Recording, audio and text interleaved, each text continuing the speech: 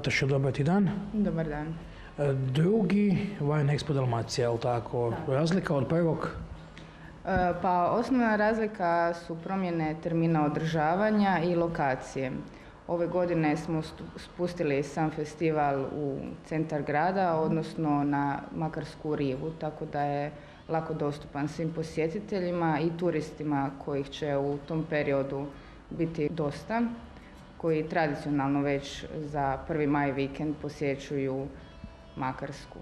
Znači, to je ona druga promjena da bi uz posjetitelje iz Hrvatske doveli i turiste iz regije. Točan datum je koji? 29. i 34. S tim da jedan dio programa kreće i ranije, a to su edukacije za ugostitelje. Pripreme su već u punom jeku. Da li se očekuje više izlagača nego prošle godine?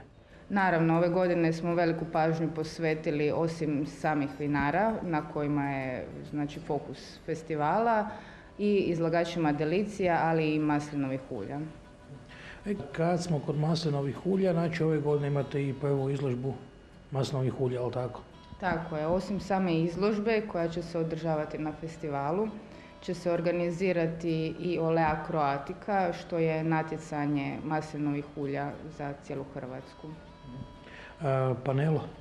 Panel kušača i od strane Nastavnog zavoda za javno zdravstvo Splitsko-dalmatinske županije će se vršiti analiza. Svaki proizvođač koji dostavi pravovremeno svoj uzorak dobit će kemijsku analizu, neovisno o tome da li će dobiti nagradu ili ne. Do kad traju prijave?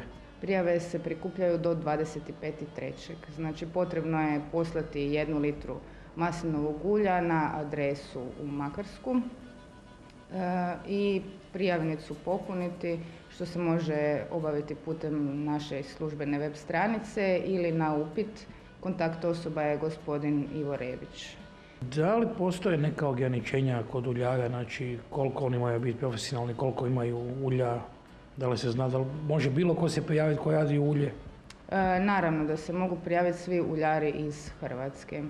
Njihova ulja zatim idu na kemijsku analizu koju vrši Nastavni zavod za javno zdravstvo Splitsko-dalmatinske županije, potom ulja koja su kvalificirana idu dalje na panel kušača.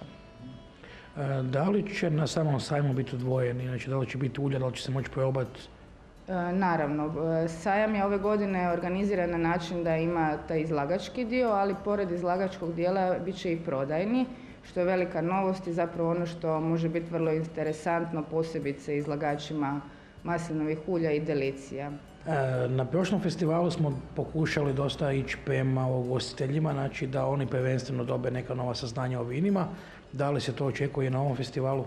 Tako je, kroz same edukacije koje su namijenjene ugostiteljima, ali i kroz manifestaciju Perfect Match, gdje će ugostitelji kušati vina i isparivati ih sa tradicionalnim dalmatinskim jelima, a pored toga ove godine još jedna novost je i izbor za 40 najboljih restorana Dalmacije, gdje su oni isto tako aktivno uključeni kao glasači, ali i kao oni čiji se restorani biraju među najbolje.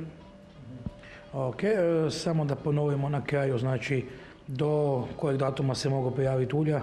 Do 25.3. Adresu vidimo, znači, ispod nas. Datum samog festivala? 29. i 34. Ulaznice će se naplaćivati uz simboličnu cijenu. Znači nije preskupo, može svako priuštiti, probati sve i svašta. Ništa, zahvaljujemo ti na razgovoru i vidimo se u Makarskoj. Hvala vama.